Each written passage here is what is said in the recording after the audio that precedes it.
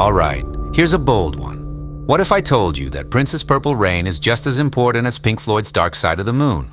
I know, for some classic rock fans that sounds like musical blasphemy. But stick with me.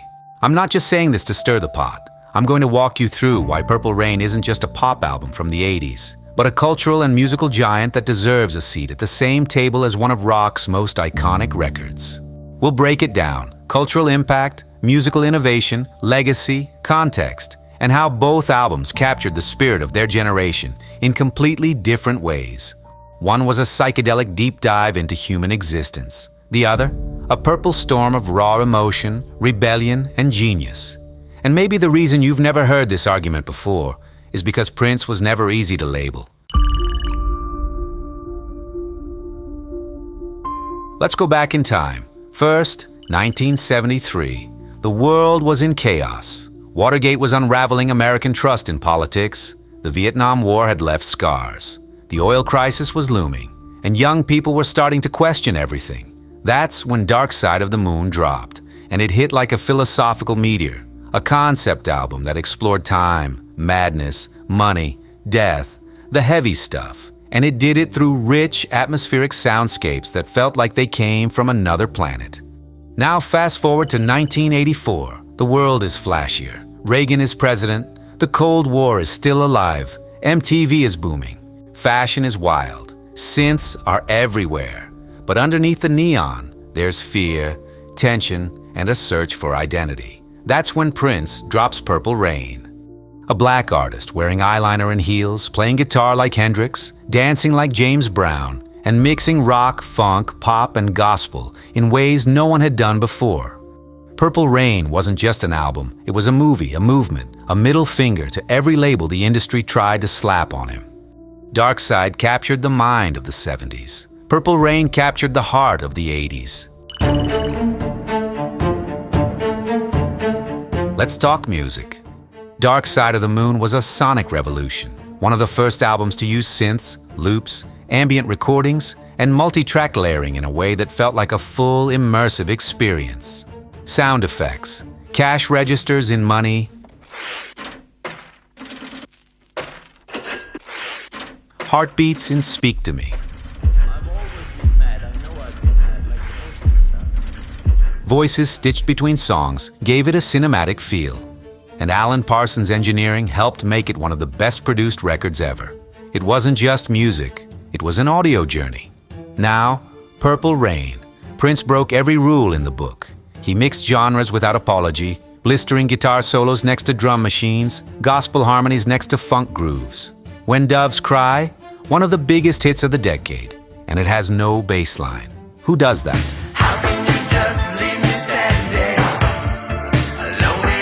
And he didn't just sing and write, he played almost every instrument on the album. Where Dark Side was carefully crafted and cerebral, Purple Rain was raw, emotional, and alive. It was the sound of an artist tearing down walls, between genres, between identities, between what rock should be and what it could be. Albums come and go. These two reshaped the world around them. Dark Side became a symbol, the prism, the spacey sound, the existential dread. It turned into a rite of passage. Lights off, headphones on, and dive into the void. It changed how albums were made and what they could mean. It made the album itself the art form, not just a collection of songs. Purple Rain, on the other hand, hit in a different way. Prince shattered racial and gender norms in front of the MTV generation. He made androgyny cool. He made guitar gods nervous, and he got a black man in full glam heavy rotation on MTV, something unheard of in 1984. The album, the movie, the look, they didn't just shape music, they shaped style, sexuality, attitude.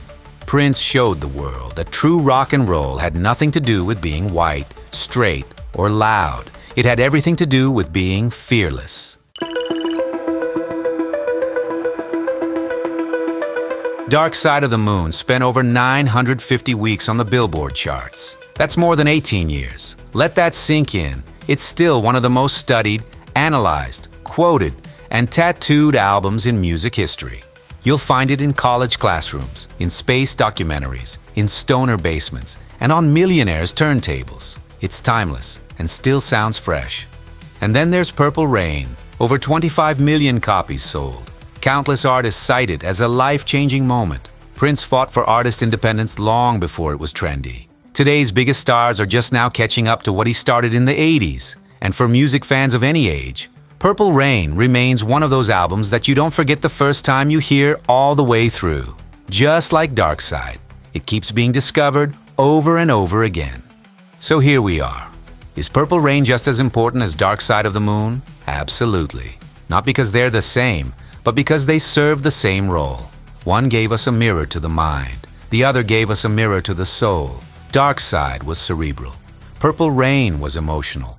Both were groundbreaking. Both challenged what music could sound like, what it could say, and who could make it. And both still hold power decades later.